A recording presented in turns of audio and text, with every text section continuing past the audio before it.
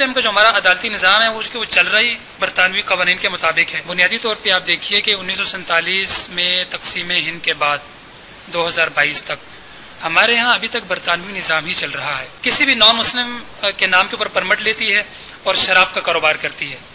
अच्छा, उसी शराब के बारे में हमारी वजारत मजहबी अमूर ये कहती है कि वो हराम है। उसी शराब के बारे में हमारी वजारत सेहत कहती है कि उसके इतने इतने नुकसानात हैं मेडिकली। उसी शराब को इंपोर्ट और एक्सपोर्ट करने की परमिशन हमारी वजारत इक़्तिसादियात देती है। ठीक है। अच्छा, उसी शराब के ऊपर उसके ऊपर जो लोग शराब पीते हैं उनको पकड़ने का काम वजारत दाखिला करती है और उन्हीं मुल्ज़मान को छोड़ देती है आपकी वजारत इंसाफ। अस्सलाम वालेकुम नाज़रीन, मैं हूं आपका मेज़बान AK आज़ाद। आप देख रहे हैं नवाए इंसान। नाज़रीन, आज मैं एक मुनफरद मौजू के साथ आपकी खिदमत में हाजिर और मेरे साथ आज जो शख्सियत मौजूद हैं मल्टीपल टैलेंट की हामिल हैं और जब मैं उनके तारुफ पर नजर दौड़ाता हूं उनके नाम के साथ शोबाए कानून, सहाफत और शोबाए तदरीस, इस नौजवानी की उम्री में उनसे हम बात करते हैं, उनसे पूछते हैं तमाम शोबों पे किस तरह से काम किया। जबकि इसके मुकाबले में जब हम सोसाइटी के नौजवान को देखते हैं तो इस उम्र में वो हमें मुख्तलिफ तजादात, इंतशार और मुख्तलिफ सियासी और मजहबी जमातों के हाथों का आलाकार बनते हुए दिखाई देता है। इसी पर हम बात करते हैं जुनैद अहमद शाह साहब से कि उन्होंने अपनी ज़िंदगी को किस तरह से तरतीब दिया और आज उनका बुनियादी हदफ क्या है और आइंदा आने वाली ज़िंदगी में वो कौन से गोल जो अचीव चाहते हैं। जी अस्सलाम वालेकुम सर। वालेकुम सलाम, बहुत शुक्रिया आपका, थैंक यू सो मच। आप आज अपना बहुत कीमती टाइम निकाल कर मेरे पास तशरीफ़ लाए और आपने इतने कीमती अल्फाज की शक्ल में एक मुख्तसर तारुफ जो है वो सामीन के सामने रखा। Thank you so much. First one तो सर आपका कानून से ताल्लुक है। मैं ये पूछना चाहता हूँ एज़ पर लॉ कानून आप इस सोसाइटी के नौजवान को किस तरह से देखते हैं कि वो कवानीन जिनकी वजह से आज वो कत्लो गारतगिरी और इंतशार का शिकार है, स्पेशली हमारे मौजूदा सियासी तनाज़र में। अच्छा, इसमें बुनियादी तौर पर गुजारिश ये है कि पाकिस्तान जब बना है 1947 के अंदर तो उस वक्त नारा लगाया गया था कि पाकिस्तान का मतलब क्या ला इलाहा इल्लल्लाह, और मुस्लिम लीग की क़यादत ने यह कहा था कि हम एक ऐसी तजर्बागाह बनाना चाहते हैं जहां हम इस्लाम के उसूलों को प्रैक्टिस कर सकें। और उस वक्त की पूरी जो मुसलमान ताकत थी हिंदुस्तान की, उसने मुस्लिम लीग का इस नैरेटिव के ऊपर साथ दिया था कि हम एक ऐसा मुल्क हासिल करने में कामयाब हो जाएंगे जहाँ पर हमें हिंदुओं से आज़ादी मिल जाएगी और हम इस्लामी शरीयत के मुताबिक, कुरान और सुन्नत के मुताबिक लेजिस्लेशन कर पाएंगे और जिसके नतीजे में हमारा ताल्लुक़ खुदा के साथ भी मजबूत होगा और हम दुनियावी जो तरक्की है उसमें भी आगे बढ़ सकेंगे। लेकिन बुनियादी तौर पे आप देखिए कि 1947 में तकसीम हिंद के बाद 2022 तक हमारे यहाँ अभी तक बरतानवी निज़ाम ही चल रहा है। हमने पहला आइन बनाया है पाकिस्तान बनने के 9 साल के बाद, यानी कि 9 साल तक हम बगैर आइन के अपने मुल्क को चलाते रहे। 4 साल बल्कि 6 साल के बाद हमें याद आया कि नहीं, ये वाला आइन तो ठीक नहीं है, हमें नया आइन बनाना चाहिए। हमने 1962 का दूसरा आइन बना लिया। फिर हमें जाकर 11 साल के बाद दोबारा ख्याल आया कि नहीं, ये भी ठीक नहीं है, तो हमें कोई और आइन बनाना चाहिए। तो हमने फिर 1973 का आइन बनाया। अब अगर आप थोड़ा सा बरतानवी क़वानीन के हिस्टोरिकल बैकग्राउंड पे जाएं तो 1857 की वॉर जब हुई थी तो उस वॉर के बाद पूरे हिंदुस्तान के ऊपर बरतानवी साम्राज्य का कब्ज़ा हुआ। अब चूँकि उसमें जो रेजिस्टेंस थी वो मुग़लिया फ़ौज की तरफ से भी थी और उस वक्त के उलमा की जमात की तरफ से भी थी, जिसको वलीउल्लाही जमात के नाम से तारीख़ में जाना जाता है। तो बरतानवी साम्राज्य ने जब 1857 में मुकम्मल कब्ज़ा कर लिया पूरे हिंदुस्तान के ऊपर, तो उसके बाद उसने इतने सख्त क़वानीन बनाए कि जिसके नतीजे में उसका बुनियादी मकसद ये था कि हिंदुस्तान की सारी आवाम को हमने ग़ुलाम बनाना है और इनको ज़लील और रुस्वा करना है और इनके हुकूक इनको नहीं देने। वो जो पिछले 200 साल का टाइम पीरियड है उसी की वो कानूनी बाक़ियात को लेकर आज तक हम चल रहे हैं।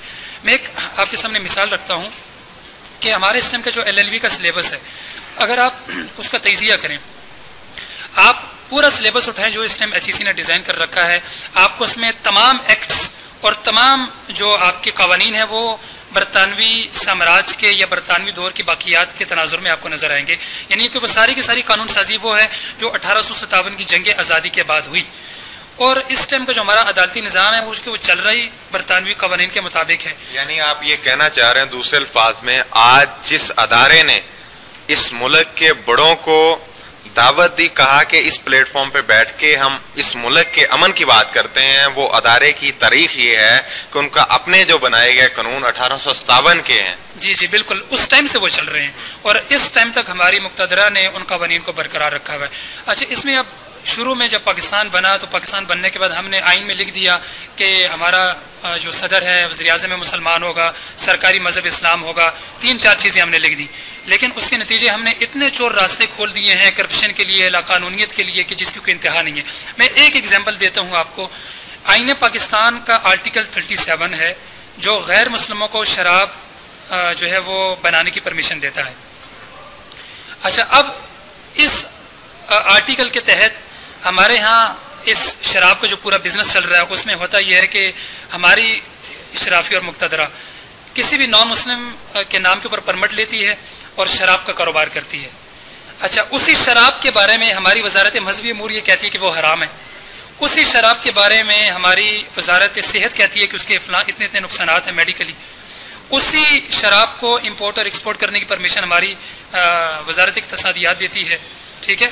अच्छा, उसी शराब के ऊपर उसके ऊपर जो लोग शराब पीते हैं उनको पकड़ने का काम वजारत दाखिला करती है और उन्हीं मुल्ज़मान को छोड़ देती है आपकी वजारत इंसाफ। ये वो मुहर्रिकात हैं जिसकी वजह से सोसाइटी में कत्लो-गारतगिरी है, इंतशार है, नौजवान मायूसी का शिकार है या मुख्तलिफ मजहबी और सियासी जमातों के हाथों का आलाकार बन के रह चुका है।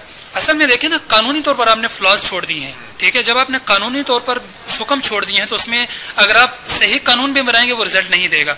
पाकिस्तान बनने के बाद हमने इस्लामी नज़रियाती कौंसिल भी बनाई कि हम जो है वो इस्लामाइजेशन का प्रोसेस करेंगे कि जो हमारे कवानीन हैं यहाँ पर उनको हम with the passage of time change करेंगे और उनको इस्लामिक लॉ के साथ रिप्लेस कर देंगे।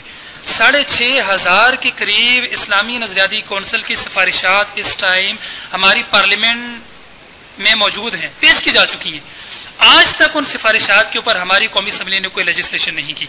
हमने उसके बाद 80s के अंदर फेडरल शरीयत कोड बनाई, इसलिए बनाई कि चलें हमारा जो इस्लामिक लॉ है उसके मुताबिक फैसले आने चाहिए। अच्छा, बुनियादी चीज़ देखें कि फेडरल शरीयत कोर्ट ने 90s में सूद के ख़िलाफ़ फैसला दिया कि पाकिस्तान का जो सूदी निज़ाम है, जो सूद के ऊपर मईशत चल रही है, वो अल्लाह और उसके रसूल के साथ ऐलाने जाएंगे और उसको ख़त्म होना चाहिए। अच्छा, कानूनी हुक्म क्या है कि फेडरल शरीयत कोर्ट की फाइनल अथॉरिटी नहीं है, उसको चैलेंज किया जाता है सुप्रीम कोर्ट के अंदर। फाइनल डिसीजन और फाइनल जो जजमेंट है वो सुप्रीम कोर्ट की आएगी। सुप्रीम कोर्ट ने उसको कलअदम करार दे दिया। 22 साल के बाद दोबारा अभी वफाकी शरीयत अदालत ने फैसला दिया है सूद के खिलाफ, और अभी दोबारा जो है सुना यह है कि कुछ बैंक्स हैं उनके ऑफिशियल्स ने अपील कर दी है दोबारा सुप्रीम कोर्ट में इस फैसले के खिलाफ। ठीक है, ये वो एक गोरख धंधा है कि जिसमें हमारी नौजवान नस्ल को उलझा दिया गया है और ज़हनी इंतशार इतना ज़्यादा पैदा कर दिया गया है कि अभी तक एक तरफ ये राय है कि हमने ये मुल्क इस्लाम के नाम पर हासिल किया था और हमारे मुल्क में अभी तक इस्लाम कायम है, हमें नमाज की आज़ादी है, हमें रोज़े रखने की आज़ादी है, हमें हज की आज़ादी है। वक्त की नज़ाकत को मद्देनज़र रखते हुए मैं दूसरे क्वेश्चन की तरफ बढ़ता हूँ। आपने कानून की नज़र में तो ये चीज़ें बता दी हैं, चूँकि आप एक कानून के तालिब इल्म भी हैं, आप ट्रेनर हैं, आप सोशल मीडिया एक्टिविस्ट हैं और एक मुअल्लिम के तौर पर भी सोसाइटी में काम कर रहे हैं। इस हवाले से मैं जानना चाहता हूं, जैसा कि आपने बताया हमारा नौजवान इंतशार का शिकार है, कानून में जो सिकम है उन वजूहात की बुनियाद पर ये गोरख धंधा किस तरह से चलता है। अब as a trainer, as a उस्ताद, सोशल मीडिया एक्टिविस्ट के तौर पे इस नौजवान की तरबियत के लिए क्या होना चाहिए और किस तरह से होना चाहिए? बुनियादी तौर पर आप देखिए कि किसी भी कौम की नौजवान नस्ल की तरबियत करना बुनियादी तौर पर निज़ाम तालीम का काम होता है। हमने 1947 के बाद से जो निज़ाम तालीम बनाया है वो हमने बनाया है क्लासेस की बुनियाद के ऊपर। आप देखिए कि इस टाइम पाकिस्तान में एक क्लास है जो रूट्स में और बीकन हाउस में पढ़ रही है। उससे अगर आप थोड़ा सा नीचे आते हैं, अगर आप रावलपिंडी इस्लामाबाद की हद तक बात करें तो यहाँ पर आर्मी पब्लिक स्कूल का सेटअप है, APS का सेटअप है, एक क्लास वहाँ पर है। थोड़ा सा नीचे आ जाएँ, सिद्दीक पब्लिक है, ठीक है, इस तरह के बाकी आइडियल पब्लिक स्कूल है, वहाँ तक है। उससे नीचे आ जाएँ आपके गली मोहल्ले के प्राइवेट स्कूल्स हैं। अच्छा, उससे नीचे आ जाएँ सरकारी इदारे हैं। इस टाइम हमारे मुल्क में 15 किस्म के निज़ाम तालीम, दुनियावी तालीम फ़राहम करने के एतबार से काम कर रहे हैं। एक बात, अब हम आ जाती हैं दीनी तालीम की तरफ। इस टाइम हमारे यहाँ इस टाइम पाकिस्तान में बड़े बड़े जो 5 बोर्ड्स काम कर रहे हैं जो अपने अपने फ़िरके की तालीम देकर उलमा की एक खेप तैयार करके मार्केट में लेकर आ रहे हैं। वफाकुल मदारिस देवबंद का अलग बोर्ड है, तंजीमुल मदारिस बरेलवी मसलक का अलग बोर्ड है, वफाकुल मदारिस अस्सलफिया अहले हदीस मकतब फ़िक्र का अलग बोर्ड है, अहले तशय्युअ का अलग बोर्ड है, राबततुल मदारिस जमात इस्लामी का अलग बोर्ड है। अब आप मुझे एक चीज़ बताइए कि 15 किस्म के निज़ाम तालीम से जब 15 किस्म का बच्चा मुख्तलिफ़ किस्म के माहौल से पढ़ कर मार्केट में आएगा, एक बात, दीनी तालीम में 5 किस्म के मुख्तलिफ जो है बोर्ड से पढ़कर 5 किस्म के उलमा तैयार होकर जब मार्केट में आएंगे, तो जब आपने 20 बंदों को मार्केट में खड़ा करना है, वो जब आगे सर्व करेंगे, यूनिवर्सिटीज़ में जाएंगे, कॉलेजेस में जाएंगे, मदारिस में जाएंगे, मुझे बताइए कि वो 20 बंदे किस तरीके से एक कौम को एक नजरिया दे सकते हैं। शाह साहब, आप कहना ये चाहते हैं या स्कूल कॉलेज यूनिवर्सिटी बंद कर दें या मदारस बंद कर दें, ये कहना चाह रहे हैं? नहीं, मैं बिल्कुल ये नहीं कहना चाहता। मेरा बुनियादी तौर पर मकसद ये है कि आप एक तरह का निज़ाम तालीम बनाएं, एक तरह का निज़ाम तालीम बनाएं। हमारी जो साबका हुकूमत है तहरीक इंसाफ की, इसने तो ये दावा किया कि हमने यकसा नसाब तालीम पे बहुत काम किया और इस पर मजीद भी काम करने की ज़रूरत है। इस पर आपके क्या कमेंट्स होंगे कि क्या वाकई जो आपने इशारा दिया कि 15 किस्म का निज़ाम तालीम है और दूसरी तरफ ये यकसा निज़ाम तालीम की बात करते थे, इस पर भी ज़रा थोड़ी सी बात करें। उन्होंने निसाब तालीम की बात की है ना, निज़ाम तालीम को तब्दील करने की बात नहीं की। निसाब तालीम में और निज़ाम तालीम में बहुत फ़र्क है। ये हो नहीं सकता कि आप डिवाइड एंड रूल की आइडियोलॉजी के ऊपर निज़ाम तालीम को तो डिवाइड रखें, यानी आप उन बोर्ड्स को भी ख़त्म ना करें, आप मदारिस के अंदर भी जो मुख्तलिफ बोर्ड्स उनको आप ख़त्म ना करें।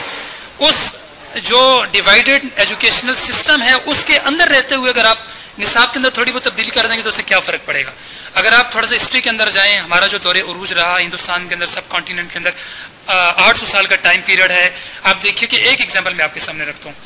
हमारे हिंदुस्तान के मुसलमानों के निज़ाम तालीम एक ही यूनिवर्सिटी से नवाब सादुल्ला खान पढ़कर निकले, जो 48 साल तक वज़ीर आज़म रहे हमारी हिंदुस्तान की दौरे हुकूमत में, 48 साल तक। और उसी दरसगाह से हज़रत मुजद्दद अल-फ़सानी रहमतुल्लाह अलैह भी पढ़कर निकले, जो एक बहुत बड़े फ़िलासफ़र भी हैं, बहुत बड़े रिफॉर्मर भी हैं और जिनका तरीक़त में और तसव्वुफ़ में बहुत बड़ा नाम है।